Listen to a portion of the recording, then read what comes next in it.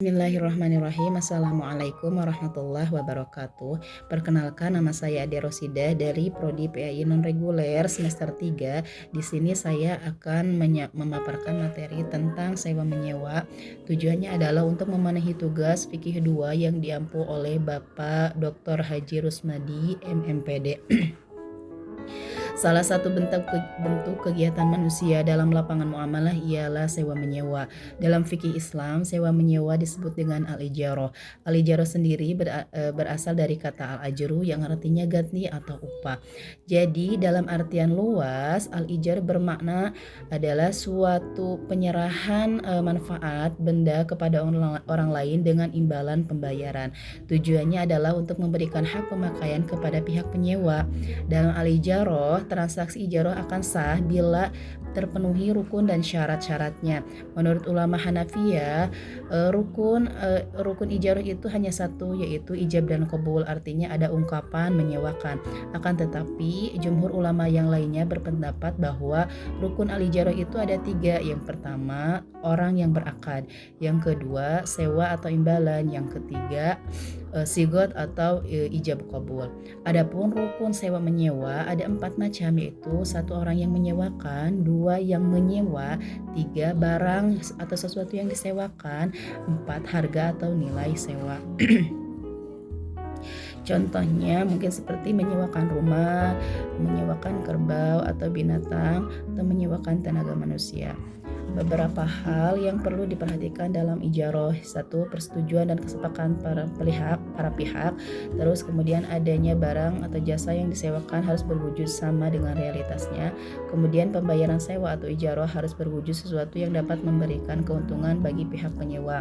Kemudian waktu sewa ditentukan oleh kesepakatan para peminjam dan penyewa. Landasan atau dasar hukum sewa menyewa ini terdapat dalam Al-Quran, As-Sunnah, dan juga ijtihad. Dalam Al-Quran terdapat dalam surat Az-Zukhruf ayat 32 yang artinya, apakah mereka yang membagi-bagi rahmat Tuhanmu? Kamilah yang menentukan penghidupan mereka dalam kehidupan dunia, dan kami telah meninggalkan sebagian mereka atas sebagian yang lain beberapa derajat, agar sebagian mereka dapat memanfaatkan sebagian yang lain. Dan rahmat Tuhanmu lebih baik dari apa yang mereka kumpulkan.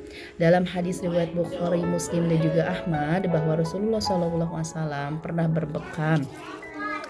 Kemudian beliau membayar upahnya kepada orang yang membekamnya. Islam sangat menganjurkan umat Islam untuk saling bekerja sama, dan ijarah merupakan salah satu cara untuk memenuhi hajat manusia. Dalam ijarah sendiri ada beberapa larangan yang harus dihindari dalam transaksinya.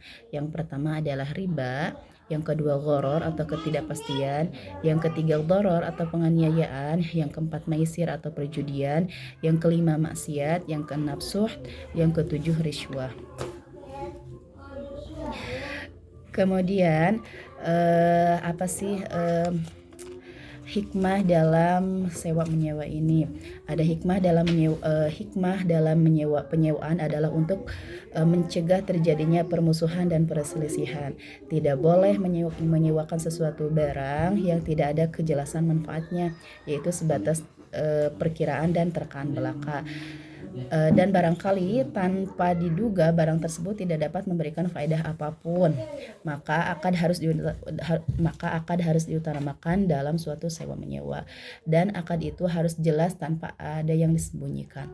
Namun perlu diketahui, manfaat dari sesuatu yang disewakan harus memiliki nilai-nilai yang tidak melanggar syariat agama yang telah diatur dalam Islam.